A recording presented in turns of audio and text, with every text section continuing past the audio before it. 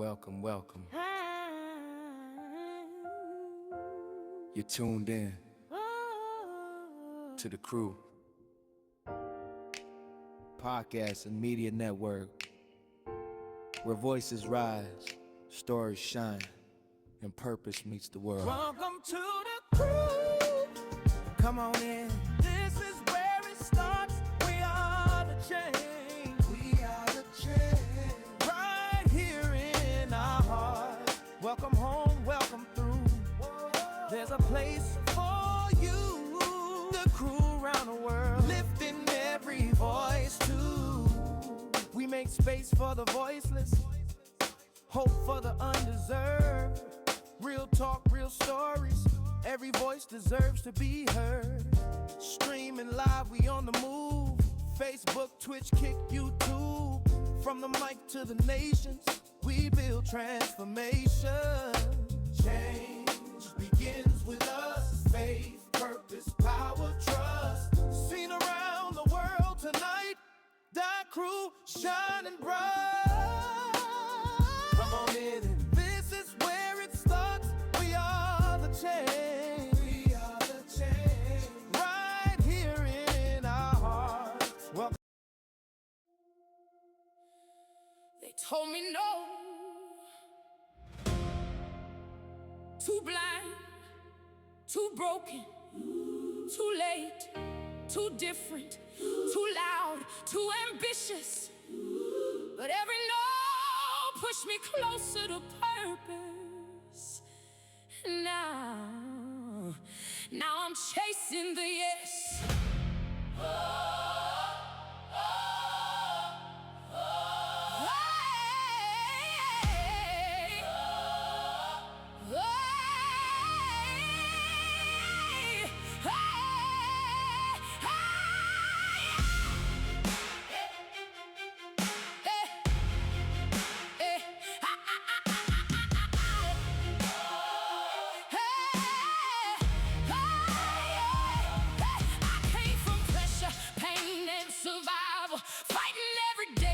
To keep revival, built from the dirt, but I still rose higher.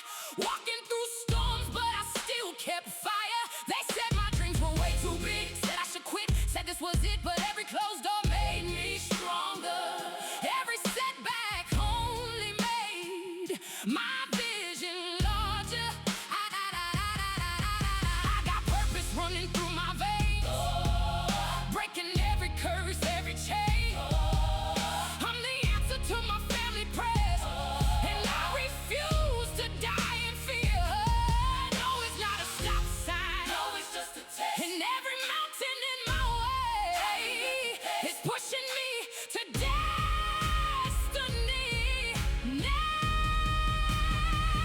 I'm chasing the yes, running with faith inside my chest. No fear, no limits, no regret. The devil can't stop what heaven blessed. I'm chasing the yes, breaking every chain that held me back. Built from pain, but I won't collapse. I was born to rise, and that's a fact. I'm chasing the yes, the yes, the yes, the yes, the yes. I'm chasing the yes, the yes, the yes, yeah. For every mother trying not to break, for every father carrying heavy weight, for every child that was overlooked, for every dream they misunderstood, for every entrepreneur building from zero, for every survivor becoming their own hero, for every person they counted out. This your anthem, scream it loud. You don't need permission to become, you don't need approval to overcome. The same pain that tried to bury you can become the reason the world remembers you. I am the cycle breaker. I am the curse destroyer. I am the builder. I am the chosen one. I didn't come this far to quit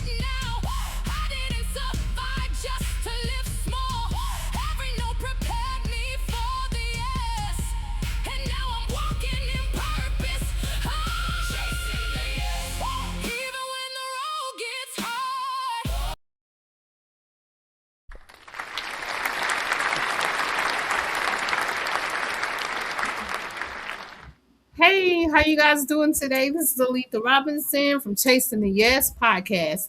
I'm so excited about today. Today is a good day. Listen, we have Dr. Reginald Lewis today. So listen, this guy, amazing, an author, entrepreneur, educator. I mean, amazing. So we're gonna get to it. We're gonna get into a lot of things tonight. We're gonna get into some information. We're gonna get into some advice. We're gonna dig deep, and we're just gonna have a conversation tonight. So, without further ado, hey, Mr. Lewis, how you doing, Dr. Lewis? How you doing? I'm doing good. I'm doing good. It's an honor to have you here today. No, it's good to be here. Just thank you for this opportunity. It's such a blessing, and I just love your platform. Absolutely. Thank you so much. Thank you so much. So I guess we can jump right in. Like I told you, we can just have a discussion. I want to get to know you. Like I said before, I looked through a little bit of your book, and I love your book. I wanted to get into what made you write your book, and the story that that runs into how you got into writing the book and what it means to you. Sure, sure. So I guess what I'll do is I'll take you on a journey. Okay. Um, I started in elementary school, high school. Was an excellent student, gifted student, and when I finally went to college, I said, you know what? Howard University is where I want to be. I want to be part of the Mecca. The problem was during orientation. Well, I wouldn't say the problem, but it was how I internalized the message during orientation. One of the leaders made a statement. Look to your left, look to your right. One of you will not be at graduation. And I thought, wow, who's that going to be? And unfortunately, it was me. I started, I didn't apply myself the way that I should have. I didn't utilize all of my gifts. I started to party, I stopped going to class, and so my grades suffered. And so I had an old school dad. He said, "Look, you're not gonna waste my money, and so you're either gonna come home, and go to the military, or you're gonna go to work." And so what ended up happening was I started, working in some jobs, taking different jobs. Um, I also attended some classes at community college in New York, one of the state universities as well, taking some classes just to make sure that, I could develop the skills that I needed because ultimately I wanted to earn my degree. Mhm. I didn't have a plan, right? So went to college. I just thought, you know what? Hey, I was always making A's and it was just going to be easy, but I had to have a plan. Mhm. So, um, I ultimately 9/11 happened many moons later, and I found myself without a job and no degree. And Mm. so it's hard for me to pivot and try to find a job. I was working in the PR industry and worked for a number of big brands, but I didn't have that degree, so I always felt like I didn't belong in those spaces. But I really did because I developed the skills. I just didn't have the degree, the credential. So went to a journalist convention, National Association of Black Journalists, Milwaukee, 2002. Met a young lady who's now been my wife for almost 22 years. Okay. We got married a couple of years later.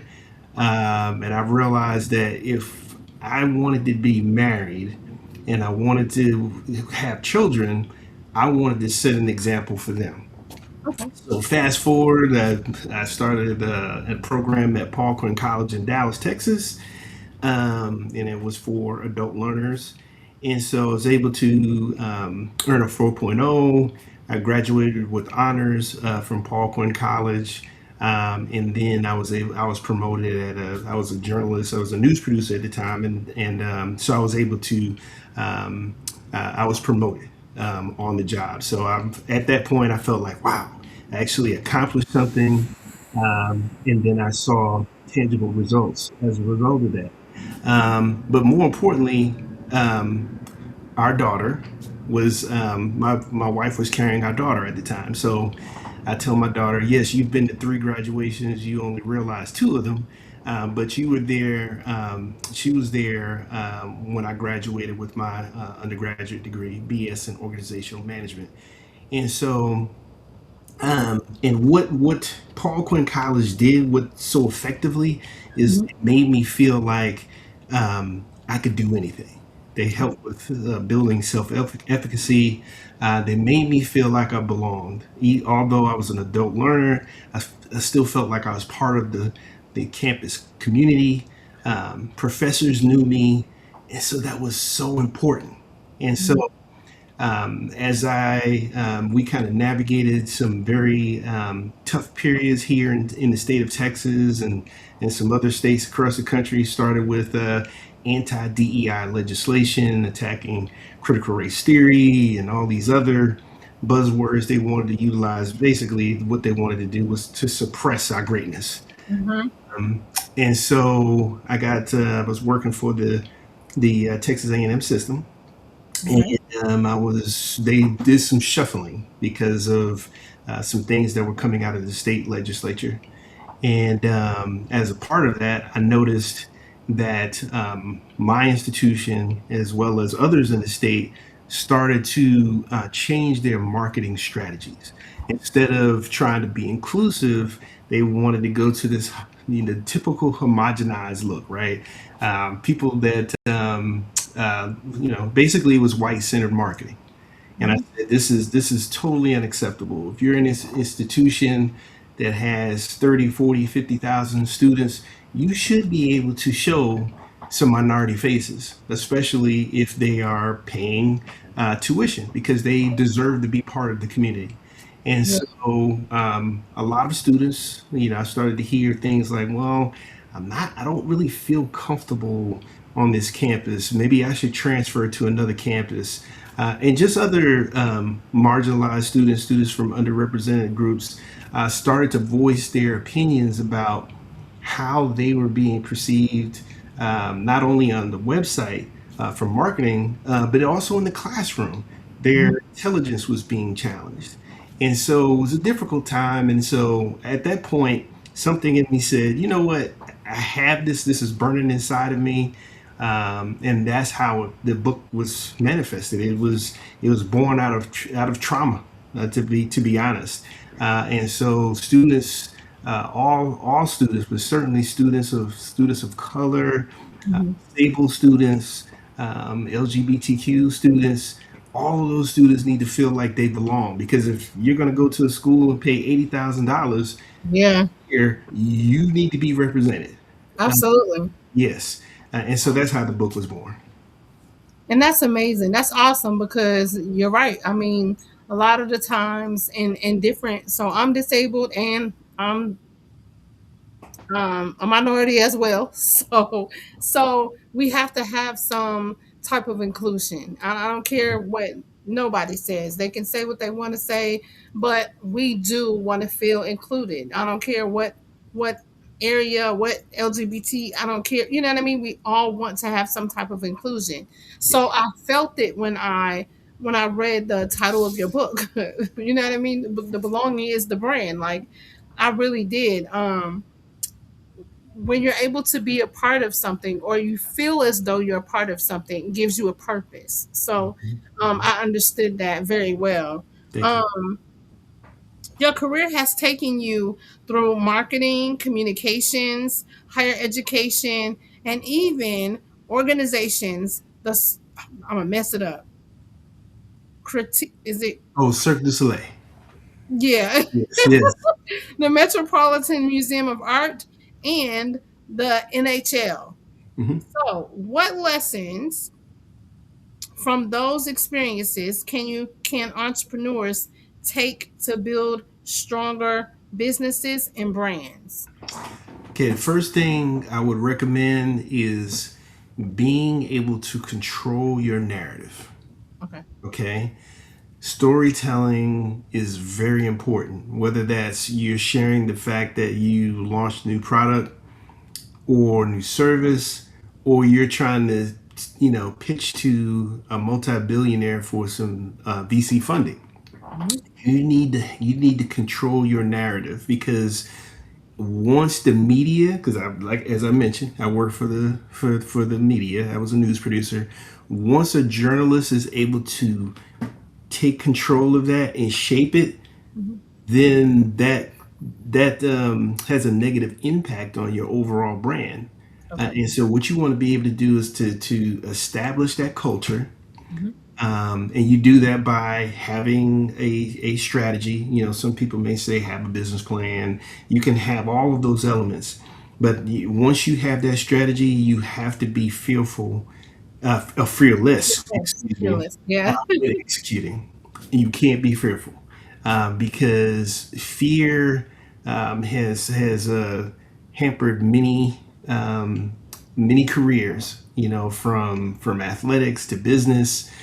Fear will keep you from reaching your destiny, and if you have that, once you can control that narrative Mhm. and that brand, then you've engendered trust. And so Mhm. when people trust you, it doesn't matter if you create a bookmark or you create a car. If you Mhm. engender that trust, people will always follow you. They'll go looking for you. They'll move to another state and still try to find you. Absolutely. So, but you have to control that narrative so they know, like, okay, all right, when Miss Robinson says something, that's gospel. I know that I've heard from her for the last decade. She's been very consistent. Mhm. That's what you want. And you do that by controlling that narrative. Because for example, with Cirque du Soleil, when I worked at a firm that Cirque du Soleil hired for their first tour in the United States. It's a company, theatrical company that's based out of Montreal, Canada. Okay. And Okay. so, what they wanted was, like, they wanted to enter New York City, Mhm. and wanted to compete with Ringling Brothers and Barnum Okay. Bailey. And so I literally had to call journalists and celebrities and beg them to take tickets in order to attend this circus, if you will. Mhm. I'm talking to agents, like, I'll give you a client 12 tickets, 14, 20, however many tickets they need, but I just need you all to attend some of these performances. Mhm. Well, we had a sold out. Well, we kind of papered it. I mean, it was full, Mhm. and the reviews were amazing. Celebrities were telling their friends and colleagues about it, and so that first run, they had to extend the run, actually, and so that started it. Huge success, and now Cirque du Soleil is around the world. They have different circuses that different. They have one that's always based in Vegas, and so they just, depending on the audience, they're very good about market segmentation. Mhm. They know their audience, and so they say, okay, well, this is the demographic, and these are the types of individuals that travel to Vegas. This is the circus that we're going to have there. We're not going to take the same one that we traveled with 20 years ago, like Ringling Brothers did. Is they change the themes, the performers, and so that's why they're so successful. And so even in business, we have to be able to pivot and make those changes, adapt to the markets, so that way we can continue to stay relevant. Now, you can have a core product or Mhm. service, Mhm. but you need to be able to have some sub brands as well. That's awesome. Yeah, I understand what you mean. And actually, you put me right to my next question. So my next question is, at CMCE Academy, which is the academy that I built, as CEO Mind Shift. Creator Empire. That's the name of it, Academy, right? Mhm. And so at CMCE Academy, which we teach entrepreneurs to the importance of discipline, structure, and execution. From your perspective, what separates entrepreneurs who build lasting businesses from those who struggle to move beyond having a great idea? That's a great question. And I think one of the biggest differentiators to me would have to be successful entrepreneurs visualize the outcome. So if they want to sell a product or service, aspiring entrepreneurs will say, well, I want to launch this by August. Mm-hmm. Successful entrepreneurs state, I want to launch by August, and by the end of August, I want to have 100 customers paying on these tiers. Mm-hmm. I got a gold, bronze, and silver level, and they know how to attack those different areas. They know, like, okay, when I start to reach out to folks, who are the ones that are gonna pay the premium level versus the lower level, and they know how to work all those different levels. So they see the outcome and they attack the outcome. Okay. And there's nothing wrong with having goals and executing those goals, but you don't want those to. You want to have a direction. It's kind of like having that GPS. Okay. You want to know where you're going. You may not know exactly where you're headed. Mm-hmm. You may not know that. Maybe you say I want 100 customers and you just hit 90. Mm-hmm. Well, that's fine. What does the next quarter look like, or the next year? Just building off of those, like, hey, I want to increase by 2% each month. Having those goals and pushing towards those goals, and just never giving up. I've worked with some big brands that have faced some difficult times. At one point, Dance State of Harlem almost closed its doors because it didn't have enough money, didn't have enough funding. Although the multimillionaires and billionaires in New York love Dancing of Harlem, but the operational costs were so much. They travel around the world, worldwide tours. It was expensive. Yeah. So, they had to furlough, some dancers, for a few years just to make ends meet. But now they're thriving. So there may be some lean times, and you just can't be discouraged by those. Every company, runs into those periods, but just, keeping your eye on the prize and keeping your eye on that goal. Okay. Thank you so much. That's some good advice. Like very, very good advice. Okay. One thing that really inspired me about your story Hmm. is your educational journey. Hmm. You left college, Hmm. returned years later, earned your bachelor's degree, and eventually your doctorate. What kept you going, and what would you say to someone who feels like they're behind in life or in business? That's good. I think for me, the biggest thing was I had champions. I had people supporting me, championing me. Now, not to say that my parents didn't support me early on. I just was young and dumb. I thought I knew everything and I could do anything without any assistance. And so I learned the hard way that it definitely takes a village, but I tried to do it without that village. So later on, had a daughter. When I was working on my MBA, I was taking some online classes, and she would actually sit on my lap as I took some exams. And so she was an inspiration because I didn't want to let her down. But more importantly, I didn't want to let myself down as a black man. I had struggled trying to get that at the bachelor's degree, and I said never again. I said it's full steam ahead. I had family members, younger family members looking at me. My wife's family members were looking to see how I was progressing, and they were always feeding me positive, thoughts, scriptures. They would show up to events. If I did presentations, they were there. So just ensuring that and everyone, folks may not have that support system, but Yeah. you have one champion. Either it could be a coworker. Yeah. Just let them love on you and support you, and build that self-efficacy.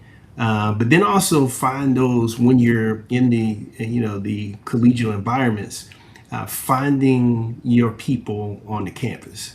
And that could be from student organizations, maybe working in the president's office, or finding some administrators you can connect with. But try to plug in to a couple of organizations, one that even stretches you. It may not be one that you're really connected to, aligned with, but you may learn something and find new advocates that you may be able to utilize for future endeavors. Once you graduate and you're in the workforce, you may end up working with some of those individuals. Okay, and so I have a follow-up question behind that because, like you said, it could be two different ways, right? You can not have the community, and you could have a community. Mhm. What would you tell the person that does not have the community and all they have is themselves pushing them to do this? I mean, I'm gonna say me for instance, right? Mhm. It's just me, and I am doing this all everything that I am doing or I am accomplishing or completing is I'm doing it. I'm pushing myself right to do these things. What advice would you give me? Because sometimes I wake up and be like, you know what? I don't know if I can do it today. Yes. I want to give up. I'm not gonna lie, I do have those times. But what advice would you give me if you don't have that? Mhm. Now I do have friends. I do have friends that say, you're doing a good job. You're doing what you. But as far as a village or a community, I don't have that. So, what type of advice would you give me? Sure. I would say that just connect with individuals.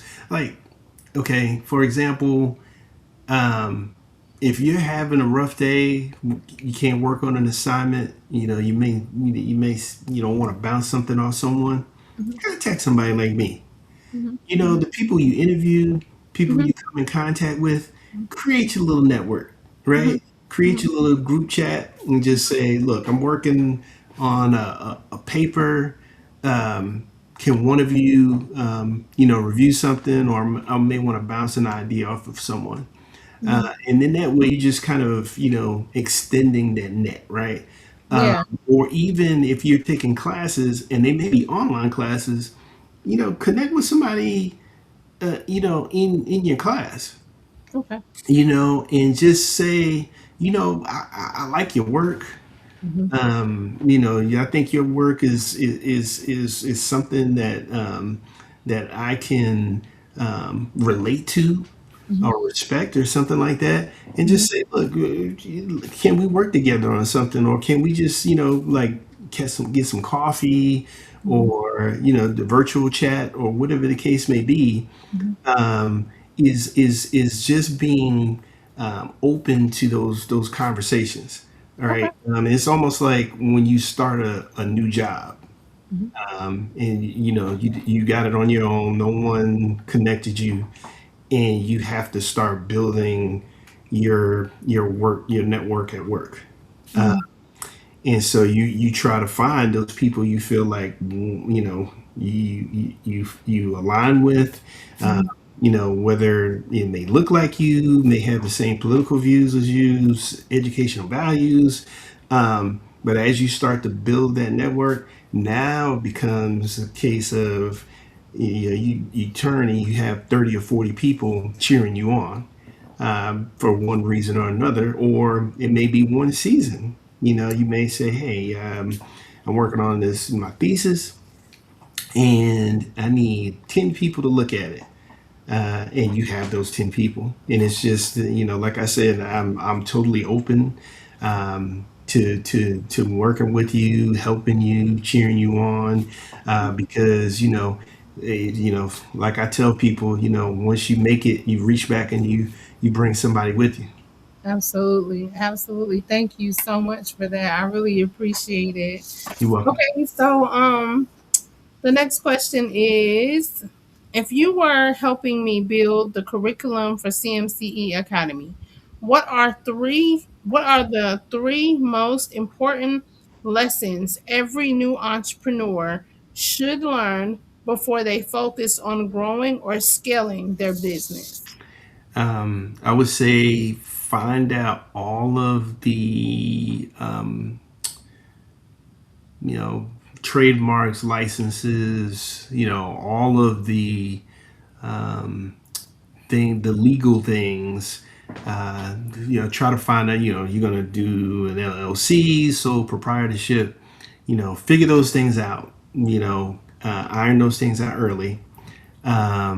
Then again, have that business plan, that marketing strategy, in order and be ready to execute with timelines, budget, things of that nature. And then also just what are your outcomes? Do you want to just build awareness with customers? Are you actually trying to generate sales? Because at that point now you're looking at calls to action. What do you want them to do? Do you want them to download something? Do you want them to click and buy immediately? Lead generation. So once you have those things figured out, then you can kind of build your funnel in order to achieve those respective goals. As I mentioned before, you may have 3 tiers of membership, if you will. And once you have that funnel, you realize, okay, this is how I attack each tier, and fill those spots. Okay. And that's kind of what I do teach about. I teach about market research. They have to do that. They have to make sure that the niche that they're going in is a passion. That's what I teach people. Mhm. If you're going to have a niche, you have to teach in your passion, because if you don't, and it's just something that you feel will make money only, then you won't have the heart and the passion to continue. And a lot of people, or a lot of entrepreneurs, end up doing that, and it's just about the money and it doesn't last. Or Yeah. if it doesn't last, they are miserable in what they do, but they love the money that they're making, right? Mhm. And so to me it doesn't make sense. So that's the thing that I teach. When I am teaching people, when I'm coaching, that's what I teach them about. I think market research is really one of the most important things that you could do. um, Find out what you are starting, the business that you're starting. Go look at people that already has a successful business. Go Mhm. look and see what's the number on it, that I don't know what just happened. I'm sorry, y'all. Give me 1 second because I can't see you, my computer doing something. Okay. What how much money they make in that field, those type of things. So I'm asking questions because I'm still learning at the same time, like I said, so I Oh really no, that's great. I mean, I like what you said about passion, because I think about my early educational journey, and that I didn't have that, and okay. that's why it was easy for me to leave. So passion is very important, and I didn't really understand that Mhm, until later in life, mhm, because all I was doing was, especially after I started working, was working to make money. It was go to work, make money, and not the growth wasn't there. mhm, So yes, definitely on the market research side, just to augment what you said, which was great. Conducting that SWOT analysis, right? mhm, When you do that market research, looking at your strengths, weaknesses, opportunities, and threats, and how the competitors fit into that. That's very key. Because I see a lot of, and I'm sure this happens where you are, but we got a lot of coffee shops that pop up, right? Oh And yeah. yes, I mean, like all over the place. And so the ones that are successful, you can tell they conducted market research in the right way. Yep. And they did a good job in drilling down, and looking at those opportunities and combating those threats. Mhm. Like from like a Starbucks, right? Like Starbucks has market share, but it's probably gonna stay where it is because those customers are kind of baked in. Yep. They're loyal. Yep. There's so many people that want something different. Mhm. And so the ones that are successful really, you can tell they've done some good market research. It was deep and it was rich. So yes, you're absolutely right on that marketing research. Yeah. Thank you so much. This is the last question that I have, but I have a couple of bonus questions as well if you got the time. Oh, I do. Okay. So the last question is when people finish reading your book and hearing your story, what do you hope they remember Mhm. about Dr. Reginald E. Lewis, not only as an author and educator, but as a leader? What does legacy mean to you? Wow, that's powerful. I think as far what I want individuals to walk away with is that I'm committed to inclusivity. Inclusive marketing is what I breathe, eat, breathe, sleep. Inclusive marketing because I try to center the voices that are not commercialized. I want to make sure that all students, all individuals feel like they belong. Even if they don't come to my campuses, I want them to feel like they belong in higher education. I don't want young black men to feel like they don't belong. Like I only if I'm not being recruited for athletics, I don't deserve to be on that campus. No, you do. Yeah. You could take a different route. Yeah, Yeah. if you want to, if you have aspirations of going to the NFL or the NBA, and your scouts, agent is telling you that yes, you are likely to do that, then that's a different conversation. But for the ones who are not going to start, but they need a good education, instead of playing sports your first year, look at some different opportunities. Mhm. Dive into that major. Mhm. Get your basics out of the way, maybe at a community college, and then Mhm. transfer in, and then maybe you're better prepared Yeah. for everything. The athletic side, the academic side. And I want people that read this book to know that there are schools out there that really want them on campus, and then there's some schools that are retreating. They're closing. Multicultural centers. They're eliminating programming. Maybe that's a place that you should avoid. But I want everyone to be educated on what's happening, so that I'm, making decisions blindly about where they go to college, like I did. Had I really looked at the pros and cons, I probably would have selected a different school for me. Howard's a great school, Mhm. one of the elites, but it wasn't the right environment for me. For you. Yeah. Yeah. And I think that goes hand in hand with your passion. You have to be around people that has the same, they say that you need to be around people that has the same drive as you, that Hmm. has the same dream as you. You know what I mean? And that will Yes. help you get to, like you was talking about, the end of knowing what the end part. You know what I mean? You knowing where your end result is at. You have to be around those type of people. So I absolutely get that as well. So this one is going to be rapid fire. I have like four questions really quick. Sure. Okay, so My bad. What's one marketing mistake you see entrepreneurs make over and over again?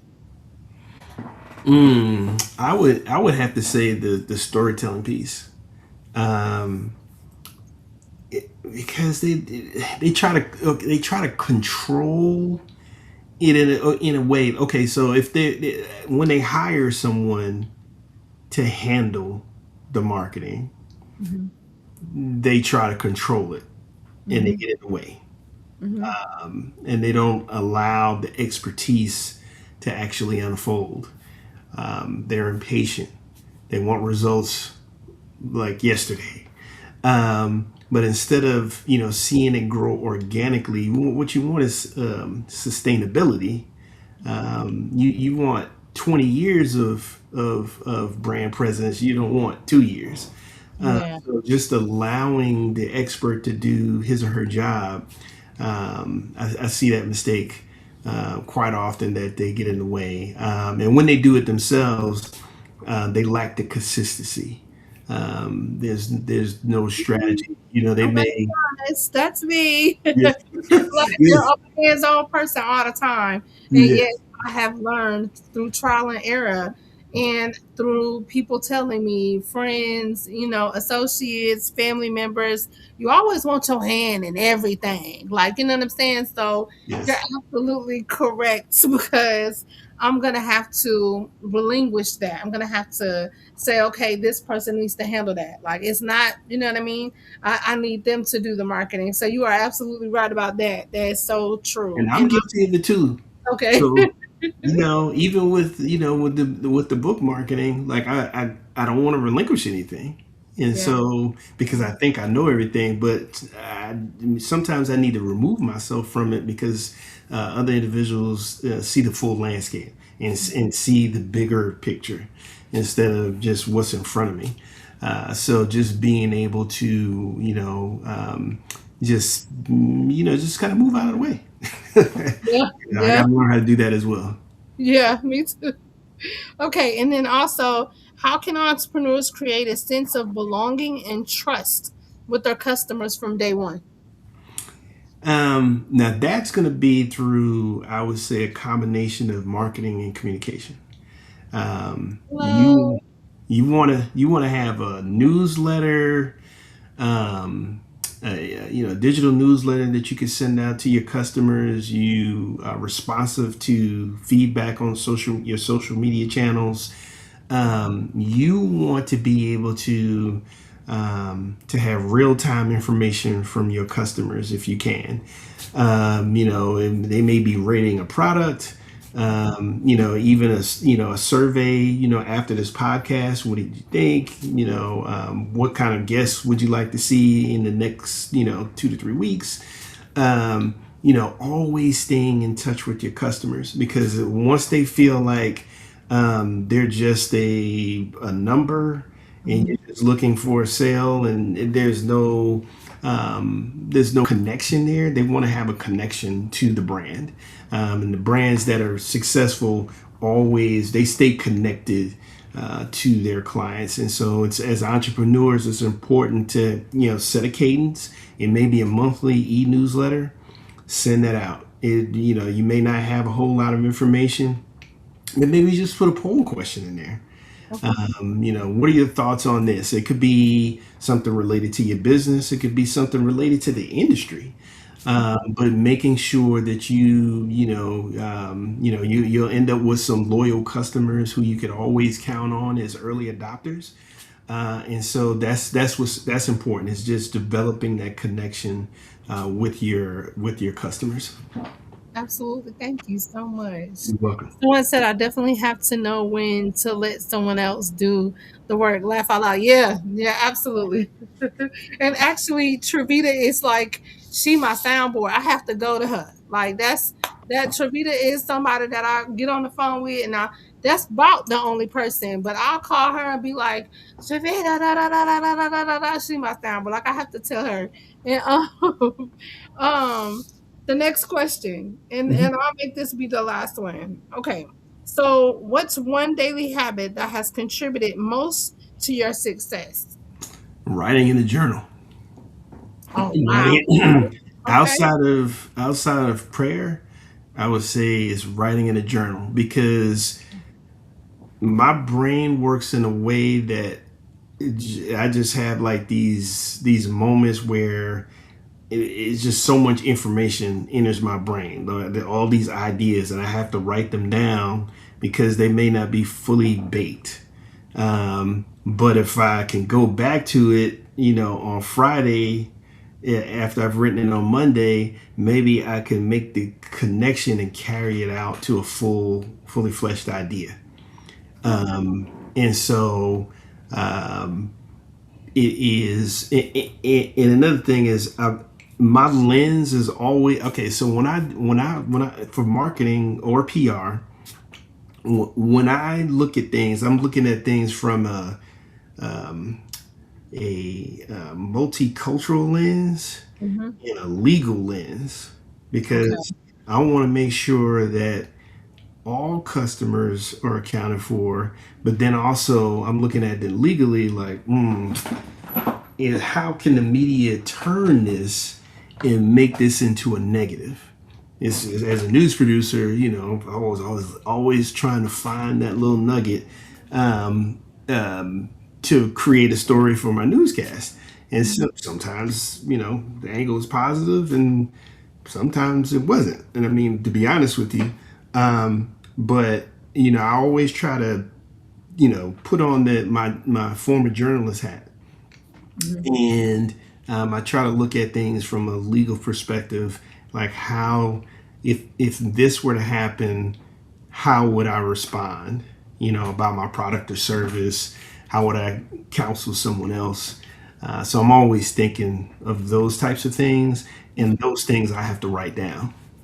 So um, especially when it comes to things like this, if for example, if you put something on your website and someone decides, hey, I'm going to write into the attorney general and I'm going to file an official complaint because I feel like this is, this is CR, critical race theory, right? Or whatever boogeyman, the latest boogeyman is.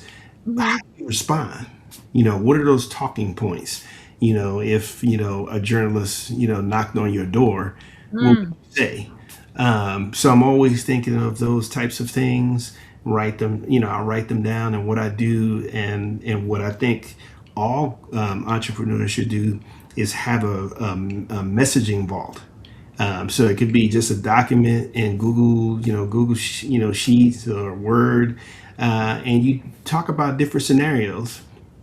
If you have a product, and for example, maybe it's some food catering service.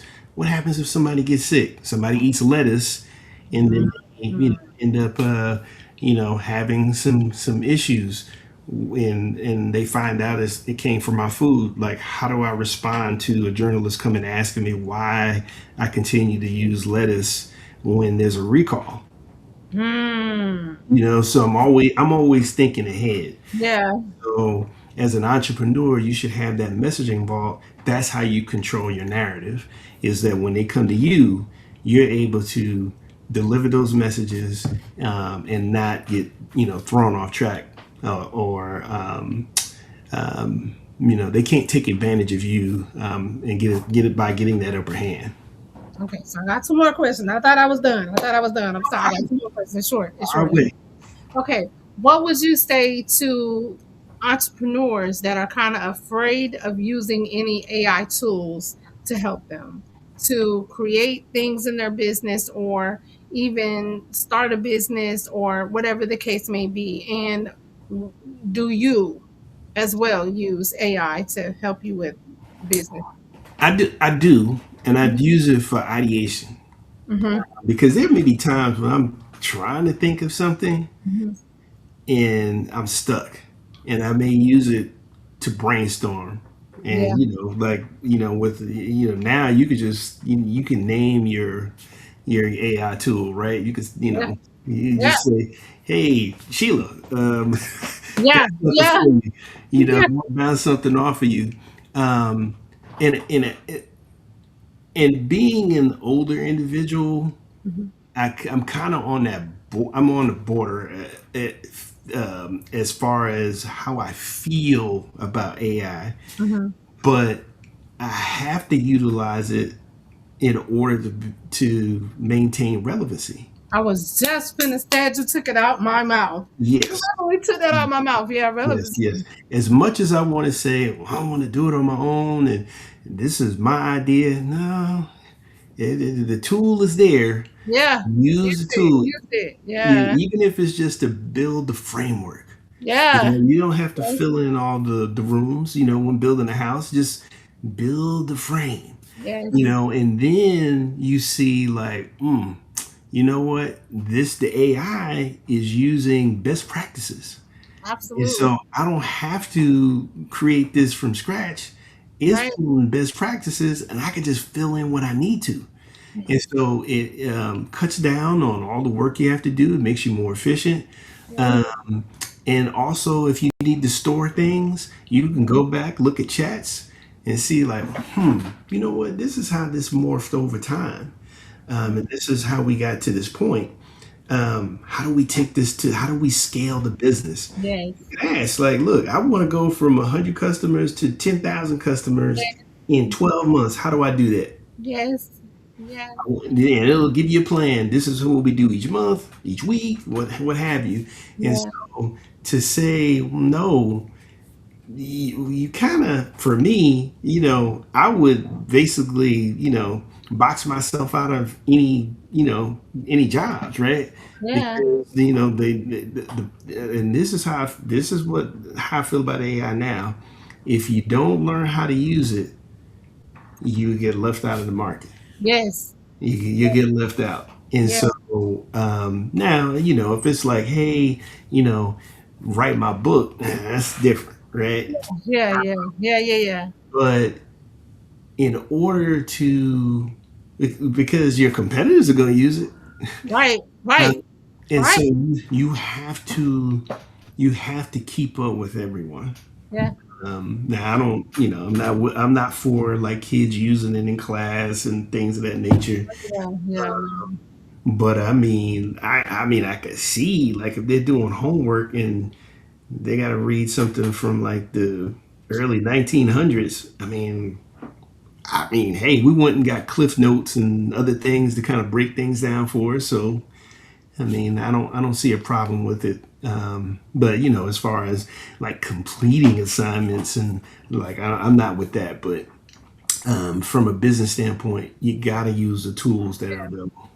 Yeah, and you have to use tools that your competitors are using. And Hmm. that's literally what I teach too. I teach people, but I teach them how to use multiple platforms of AI to use them together as a whole or as a team. So they'll know how to use all of them, and each Yes. one of them has a separate type job, right? Right. Hmm.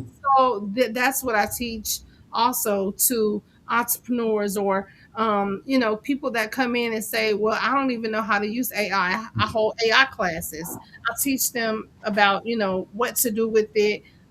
Chat is for this, Manus is for this, Claude is for this, and how you can use it in different ways.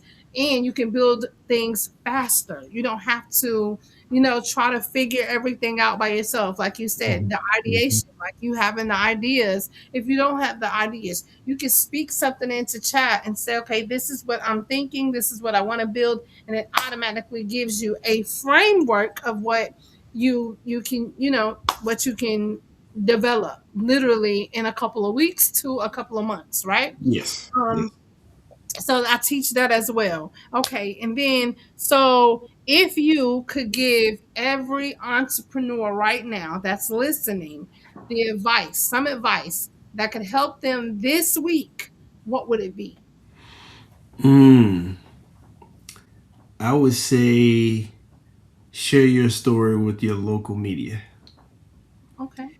And I say that as a former news producer because newscasts have an audience of at least 150, 200,000 homes, depending on where you live. Okay. you can reach those homes with one story. You can repurpose that story, share it on socials, put it on your website, reference, you can even in your marketing materials, as seen on NBC 15.